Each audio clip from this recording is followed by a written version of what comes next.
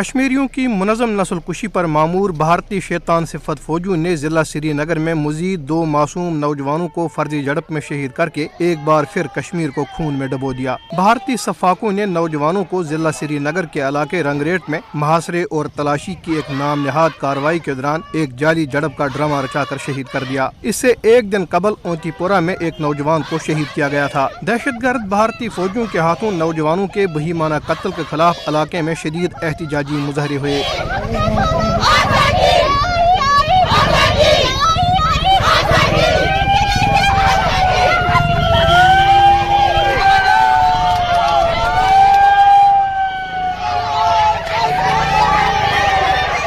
اس موقع پہ عینی شاہدین نے بتایا کہ معصوم نوجوانوں کو فرضی جھڑپ میں قتل کر کے ان کو عسکریت پسند قرار دینا بھارتی فوج کا معمول بن چکا ہے۔ اپنی کہانی بنا کے چڑھا دیتے ہیں بے گناہ لوگوں کو، چھوٹے چھوٹے لڑکوں کو مارتے ہیں۔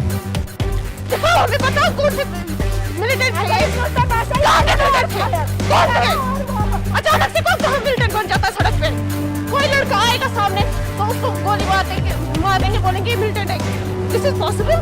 10th میں پڑھتا ہے میرا بھائی، کل کو وہ باہر نکلے گا کچھ کرے گا تو اس کا مطلب وہ ملیٹنٹ ہے، اس کو مار دیں گے، ہم مان لیں گے ملیٹنٹ ہے وہ۔ اگر یہ ملیٹنٹ ہوتے ان کے پاس سامان ہوتا، ان کے پاس گنز ہوتے، کہاں ہے 2 منٹ میں 4 منٹ میں کون سا کس ملیٹنٹ کو مار سکتے ہیں؟ اتنی 5 منٹ میں انکاؤنٹر ختم ہوتا ہے، ان کے پاس کچھ بھی نہیں ہوتا۔ پھر ہم یہی کہنا چاہتے ہیں یہاں پہ جو بے گناہوں کو مارا جاتا ہے یہ سب بند کرو، ہمیں پروف چاہیے۔ کیا آپ کیسے بول سکتے ہیں کہ ملیٹنٹ تھے؟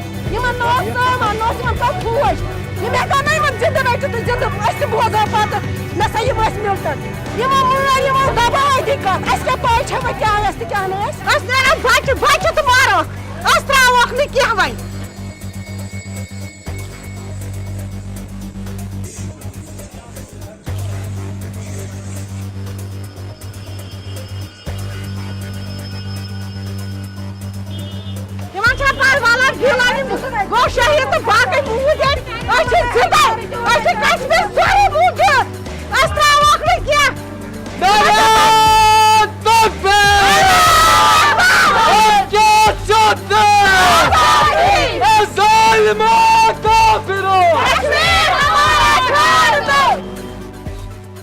یہاں یہ بات قابل ذکر ہے کہ اس سے قبل بھارتی صفاق فوجیوں نے سری نگر کے رام باغ کے علاقے میں 3 معصوم نوجوانوں جبکہ حیدر پورہ سری نگر میں 4 عام شہریوں کو فرضی جھڑپوں میں شہید کیا تھا۔ یہ گزشتہ 1 ماہ کے دوران سری نگر میں بھارتی فوج کے ہاتھوں قتل عام کا تیسرا واقعہ ہے۔ بھارتی فوجیوں کو کشمیریوں کے خون کی اتنی لت پڑ چکی ہے کہ وہ اب ہر روز کسی نہ کسی کشمیری کو شہید کر کے اس کو مجاہد قرار دیتے ہیں۔ افسوس کا مقام یہ ہے کہ اقوام عالم نے بھارتی فوج کے ان جرائم پر مجرمانہ خاموشی اختیار کر رکھی ہے۔